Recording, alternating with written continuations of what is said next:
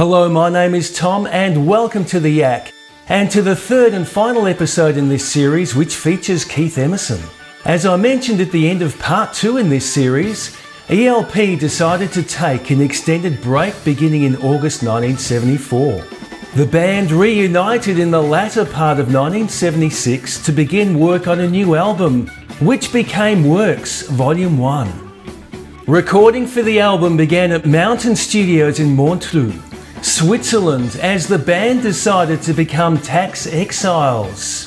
And the recording studio was actually located below the casino. And Queen would also record there. So ELP left England, and before long they started to feel isolated. Lake said that he had difficulty finding creativity in the new environment, describing the city as grey and that there was nothing there, and that he didn't feel inspiration from the surroundings. Emerson called it the end of the earth. The album evolved as a double album consisting of 3 solo sides and 1 side with all members of ELP. Emerson's piano concerto was the opening piece, which was possibly a bold move. Emerson initially considered recording this piece as part of a solo album, focusing on the exploration of a more orchestral sound, but it was then decided to let each member have their own side, plus 1 side with all members of ELP. Overall, the album had quite a different sonic texture to earlier ELP albums, and for some fans it was a sound they were not used to. Emerson felt motivated to write a piano concerto partly as a response to some critics who claimed that he relied on adapting classical works because he was unable to write his own music, which sounds completely unjustified to me. Emerson wanted people to take note of him as a classical composer, and what evolved was his Piano Concerto No. 1, an 18-minute 3-movement work for piano and orchestra, which he recorded on a Steinway grand piano with the London Philharmonic. The executive team of the London Philharmonic initially didn't show much interest in a collaboration with Emerson, as he was thought of as an extroverted and unusual rock musician with long hair, and not the sort of musician they were used to dealing with. But before long they did come on board to support the project. The piece had its origins dating back a few years, but the developing manuscript and any early recordings were lost in the fire which occurred at Emerson's house during Easter of 1975. The first movement was inspired by Emerson's study of modern classical composer Arnold Schoenberg, while the third and newly written movement opens with the piano playing a fierce staccato before the orchestra joins in and swirls around the listener. Lingering feelings of devastation and loss following Emerson's recent house fire provided some deliberate and furious inspiration for the beginning of this section.